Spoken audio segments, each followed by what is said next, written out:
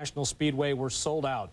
It made for the largest crowd in the history of the track, and they got more than they bargained for on Sunday. A backstretch wreck took out 18 cars late in the race. Ward Burton, Tony Stewart, Bobby Labonte, Dale Jarrett, and Mark Martin among those involved. And then on the final lap, the accident that claimed the life of Dale Earnhardt.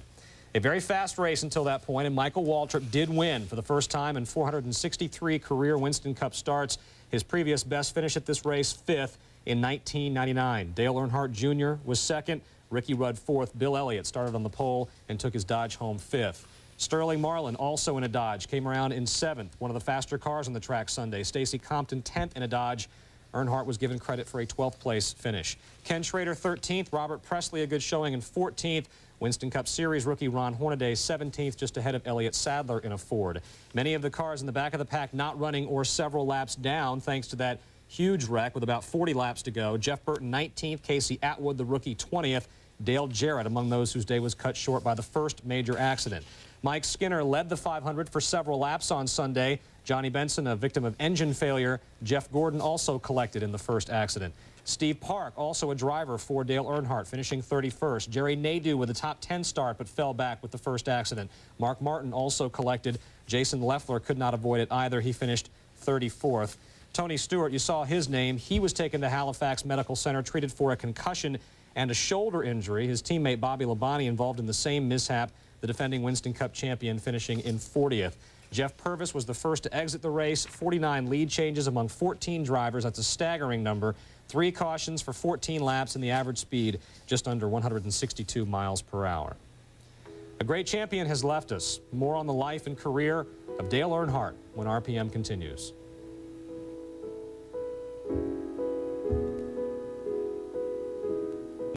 He lived there as an adult. He was born into racing, as were his children. A Rookie of the Year in 1979, a Winston Cup champion in 1980, and 6 times more. Mike Gleason has a look at the life and legacy of Dale Earnhardt. Earnhardt finally is a champion of the Daytona 500. The Intimidator. I remember my first year down at IROC in Daytona, and he was standing by one of the trucks, and he's got his glasses on, and he's got his arms crossed, and he's just watching everybody walk by and stuff, and I went up and stood next to him, and what are you doing? And he goes, I'm just looking at everybody. Dale Earnhardt was born to stock car racing in Kannapolis, North Carolina in 1951. His father, Ralph, was the 1956 NASCAR Sportsman Division champion and a popular man in the Winston Cup garage. Ralph died in 1973 while working on his car. For Dale, racing wasn't a way of life. It was life. That's all I ever knew. I never did play ball. I never did do anything much in school other than hurried and got home and seen what was going on with the race cars. And it was a unique childhood. And that's why I think the love of racing and my drive to race was so strong when I started is that's what I knew. That's what I grew up doing. And it's just it's like I knew how to do it. Before. When I sat down in a race car, it was just natural. As natural as it was very unrefined. When he arrived on the Winston Cup circuit full-time in 1979, he ruffled more than a few feathers and bent his fair share of sheet metal. Very, very crude, like a diamond in the rough. It's one of those deals where you see some of them coming and you say, if he makes it, he's going to be okay, but if he keeps driving like this, he ain't going to make it. I got into Richard at Martinsville. I remember one race that I got into the side of Richard going in 1, but I did it from about 10 cars back from where I started, and I passed like 5 or 6 cars getting in the corner to get to Richard Petty.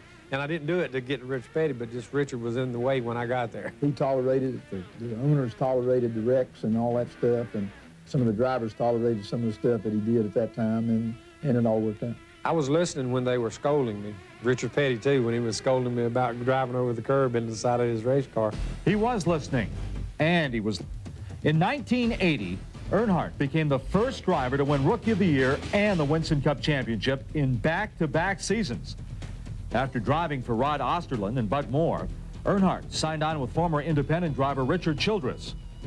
The early going was rough, but a dynasty was in the making. '84 was a little bit of a tough year. '85 was even a tougher year. We blew up a lot of engines. I think we won a race or two both years, but Richard told me, he said, man, this is not really working out, and you're a champion. You know, if you want to go do something else, feel free to. And I said, no, man, we'll stick this thing out. Well, we had 85 was a tough year. We turned the corner in '86, won a championship, and then we just went from there up. It just was amazing. From 1986 to 1994, Earnhardt and Childress won 6 championships in 48 races. They had the best pit crew. They won on short tracks, they won on speedways, and Earnhardt's ability to master the draft became legend. The result was a fan frenzy and marketing machine that the sport has never seen.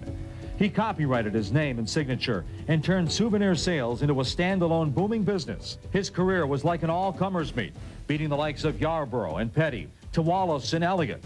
Fans either loved him or hated him. There was no middle ground. Dale Earnhardt came along when Richard Petty was going out, and we needed greatly a new superstar, and became a different kind of a hero than Richard Petty was. Became the Intimidator, the Man in Black, and sold a lot of tickets for us. We got a lot of TV ratings up there. But the Intimidator's Achilles heel was Daytona.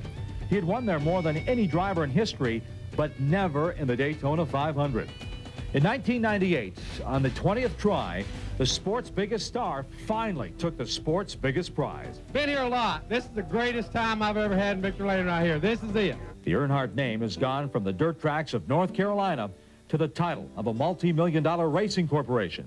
To win the championships and race against Petty and people that he raced against, and Yarborough and Pearson and these guys, it's pretty unique, pretty awesome thing. All I can remember or think about is that he would have enjoyed this so much as what we've accomplished and what we've done, and enjoyed the things I've done over time. And I'd like for him to have been along the whole ride. It would have been neat. Dale Earnhardt leaves us with 76 career victories, good for 6th on the all-time list. He won races in 20 of his 22 full-time Winston Cup seasons, including a career-high 11 wins in his championship season of 1987. Still to come on RPM tonight, the lighter side of number 3, a side that many of us never got a chance to see.